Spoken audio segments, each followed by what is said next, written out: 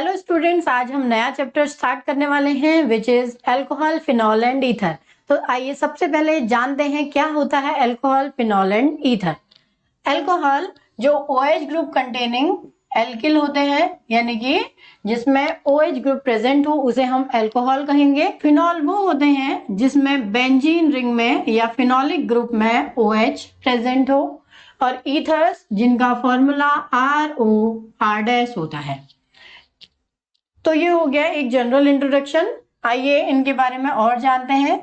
अगर अल्कोहल है तो इसके लिए फंक्शनल ग्रुप होता है OH, और यहाँ कोई एल्किल ग्रुप होगा, और सबसे सिंपलेस्ट अल्कोहल होता है मैथिल अल्कोहल CH3OH। अगर इसके IUPAC नाम की बात की जाए तो एक कार्बन को हम कहते हैं मैथ में हम लगाएंगे ऑल, तो इसका नाम होता है मैथेनॉल। ये IUPAC नेम है और इसका कॉमन नेम होता है मैथिल अल्कोहल।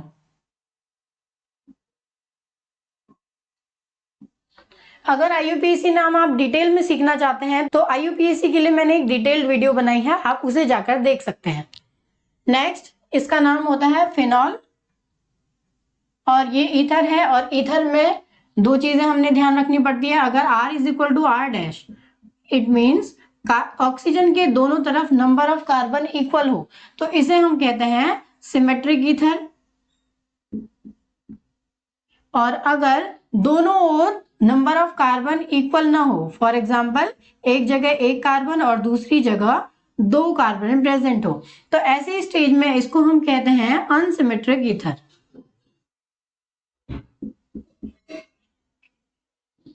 और ईथर का जब भी IUPAC नाम लिखा जाता है तो हम ऑक्सी एल्कीन ऐसे लिखते हैं, और जहां पर कम कार्बन हो उसके साथ ऑक्सीजन को जोड़ करके उसको लिख देते हैं मेथॉक्सी, और दूसरी तरफ के कार्बन को काउंट करके लिख लेते हैं। जैसे यहाँ दो कार्बन तो हम लिखेंगे एथेन, तो इसका IUPAC नाम होगा मेथॉक्सी एथेन, और इसका नाम होगा मेथॉक्सी मेथेन। इसका सिंपल नेम होगा डाइमेथिल ईथर, और इसका सिंपल नाम होगा ethyl methyl ether.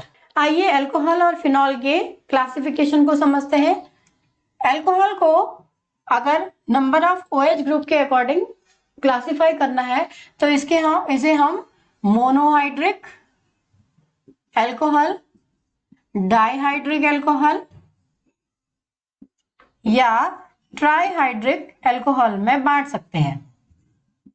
Monohydric alcohol जिसमें केवल एक OH प्रेजेंट हो, डाइहाइड्रिक जिसमें दो कार्बन पर दो OH प्रेजेंट हो, क्योंकि एक ही कार्बन पर दो OH नहीं रह सकते, क्योंकि एक बल्की ग्रुप होता है और तुरंत H2O रिलीज कर देता है, इसीलिए नंबर ऑफ कार्बन भी दो होने चाहिए।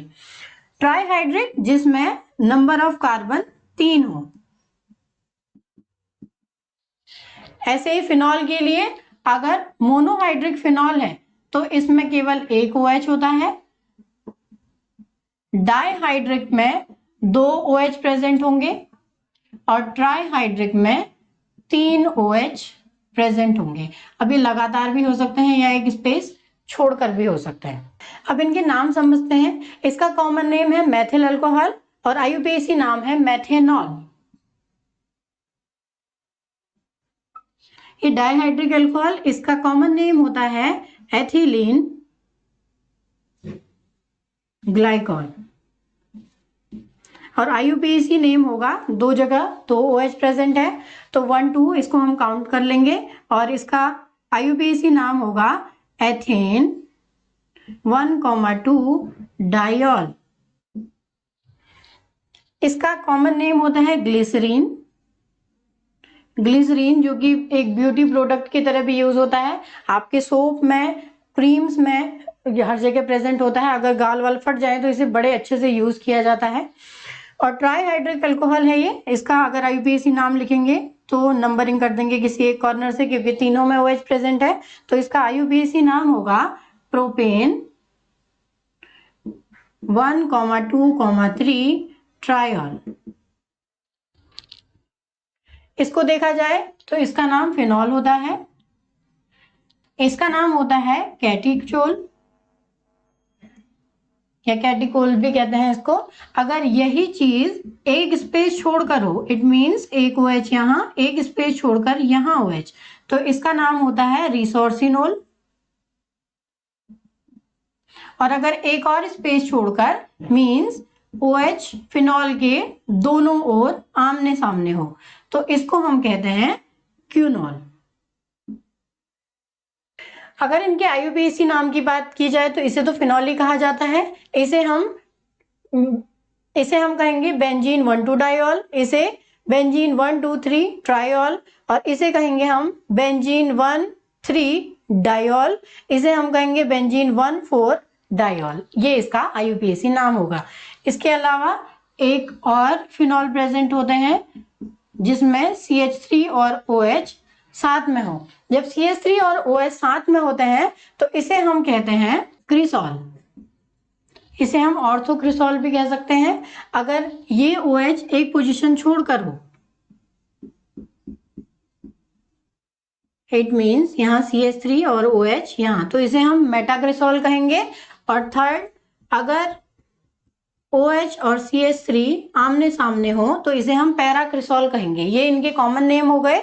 अगर IUPAC नाम की बात की जाए तो इसका नाम होगा 2-मेथिल फिनॉल, इसका नाम होगा 4-मेथिल फिनॉल, इसका नाम होगा 3-मेथिल फिनॉल। नेक्स्ट है structure of functional group. Functional group में अगर हम अल्कोहल लें तो फॉर एग्जाम्पल हमारे पास मेथिल अल्कोहल प्रेजेंट है तो OH के स्ट्रक्चर को हम समझेंगे।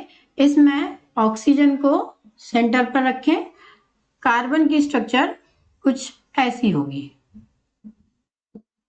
यहाँ कार्बन sp3 हाइब्रिडाइज्ड होगा और sp3 हाइब्रिडाइजेशन के लिए जो स्ट्रक्चर होती है वो होती है टेट्राहेड्रल। इस OH को थोड़ा और इधर को खिसकाया जाए, इस तरीके की स्ट्रक्चर होगी।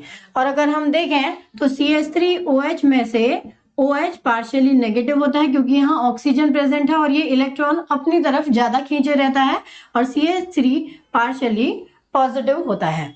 अगर हम बेंजाइलिक ग्रुप की या फिनोलिक ग्रुप की बात करें तो फिनोलिक ग्रुप में फिनॉल का OH भी पार्शियली नेगेटिव होता है, लेकिन इस फिनॉल के O में 6 lone pair of electron present होते हैं क्योंकि एक जगह रिएक्शन किया है इसने। और अगर फिनोलिक ग्रुप की बात की जाए तो फिनॉल में OH में lone pair of electron present होता है। हालांकि OH ग्रुप में O अभी भी नेगेटिव है लेकिन रिंग इसके सापेक्ष ज्यादा नेगेटिव हो जाती है, इसके रिस्पेक्ट में ज्यादा नेगेटिव हो जाती है और ये ऑक्सीजन से इलेक्ट्रॉन अपनी तरफ खींचती है। तो इसके अपनी तरफ खींचने की वजह से जो इसकी रेजोनेटिंग स्ट्रक्चर बनती है, आइए रेजोनेटिंग स्ट्रक्चर देखते हैं। ये फिनॉल है। फिनॉल के ऑक्सीजन में 2 लोन पेयर ऑफ इलेक्ट्रॉन है। ये लोन पेयर ऑफ इलेक्ट्रॉन ये रिंग की तरफ भेजेगा क्योंकि रिंग इसके सापेक्ष ज्यादा इलेक्ट्रोनेगेटिव है। तो जैसे ही रिंग की तरफ इलेक्ट्रॉन आएंगे तुरंत ये बॉन्ड भी टूटेगा और जो स्ट्रक्चर बनेगी वो कुछ इस तरीके की होगी। OH का एक lone pair of electron shift हो गया रिंग की तरफ और रिंग की तरफ शिफ्ट होते ही OH वाला पार्ट हो जाएगा पॉजिटिव और रिंग वाला पार्ट हो जाएगा नेगेटिव, और देन उसी समय ये वाला बॉन्ड भी टूटेगा। यहाँ पे जो बॉन्ड प्रेजेंट था वो बॉन्ड इस तरीके से टूटेगा। इस बॉन्ड के टूटते ही ये वाला पार्ट हो जाएगा पॉजिटिव और ये वाला पार्ट नेगेटिव। अब पॉजिटिव और नेगेटिव न्यूट्रलाइज हो जाएंगे और ये नेगेटिव पार्ट यहाँ शिफ्ट हो जाएगा। अब क्योंकि इसने रिंग को इलेक्ट्रॉन दिए हैं, रिंग ने लिए हैं, इसीलिए यहाँ पर एक डबल बॉन्ड फॉर्म हो जाएगा और ये बाकी के 2 बॉन्ड इस तरीके से फॉर्म हो जाएंगे। नेक्स्ट, अब ये बॉन्ड टूटा है तो नेक्स्ट जो बॉन्ड टूटेगा वो ये वाला टूटेगा। इस बॉन्ड के टूटते ही जो सिचुएशन होगी वो कुछ इस टाइप की होगी। ये वाला पार्ट पॉजिटिव, ये वाला पार्ट नेगेटिव, ये वाला पार्ट ऑलरेडी नेगेटिव था, यहाँ डबल बॉन्ड के साथ OH which is positively charge, यहाँ एक बॉन्ड। अब ये और ये प्लस और ये माइनस मिलकर न्यू बॉन्ड फॉर्म कर देंगे और यहाँ लोन पेयर ऑफ इलेक्ट्रॉन ऐसे ही रहेंगे। अब ये बॉन्ड टूटा तो लास्ट बॉन्ड भी टूटेगा। इस बॉन्ड के टूटते ही जो सिचुएशन होगी वो कुछ इस तरीके की होगी। यहाँ ये नेगेटिव चार्ज, यहाँ पॉजिटिव चार्ज, यहाँ ऑलरेडी नेगेटिव है, ये बॉन्ड जैसा था वैसा ही रहा, डबल बॉन्ड OH पॉजिटिव। अब ये नेगेटिव और ये पॉजिटिव मिल करके एक न्यू बॉन्ड फॉर्म कर लेंगे और फाइनली ये इलेक्ट्रॉन वापस शिफ्ट होंगे, OH की तरफ जाएंगे, या फिर आप ये समझ लीजिए कि ये वाला बॉन्ड फिर से टूट जाएगा। इस बॉन्ड के टूटते ही जो नेक्स्ट सिचुएशन होगी वो कुछ इस तरीके की होगी। OH में ये रिंग वाला पार्ट अब हो जाएगा पॉजिटिव और ये OH हो जाएगा नेगेटिव। अब OH में ऑलरेडी पॉजिटिव चार्ज था, ये न्यूट्रलाइज हो जाएगा, इसका लोन पेयर जैसा था वैसा का वैसा वापस आ जाएगा। ये वाला पार्ट पॉजिटिव, ये पार्ट नेगेटिव, बाकी जो दो बॉन्ड थे वो वैसे ही रहेंगे। अब ये नेगेटिव और ये पॉजिटिव मिलके एक न्यू बॉन्ड फॉर्म कर लेंगे। पहले जो डबल बॉन्ड की सिचुएशन थी वो ये थी, अगर हम इसकी काउंटिंग करते हैं तो ये 1 2 3 4 5 6, यानी कि फर्स्ट पोजीशन पर, थर्ड पोजीशन पर और फिफ्थ पोजीशन पर डबल बॉन्ड था। लेकिन अब इसकी सिचुएशन देख ली जाए तो इसे भी 1 2 3 अगर हम नाम देते हैं, सेम नंबर अगर हम देते हैं, तो सेकेंड पोजीशन पर, फोर्थ पोजीशन पर और सिक्स्थ पोजीशन पर डबल बॉन्ड प्रेजेंट है। तो इन स्ट्रक्चर्स को एक दूसरे की रेजोनेटिंग स्ट्रक्चर या कैनोनिकल फॉर्म्स कह सकते हैं। और अपनी इन कैनोनिकल फॉर्म की वजह से फिनॉल बहुत ज्यादा स्टेबल कंपाउंड बना लेता है और इसी वजह से ये एसिडिक नेचर भी रखता है। इसके एसिडिक नेचर को, इसकी केमिकल रिएक्शन को और मेथड ऑफ प्रिपरेशन को हम नेक्स्ट वीडियो में सीखेंगे। आई होप आपको ये वीडियो समझ आई होगी। Thanks for watching.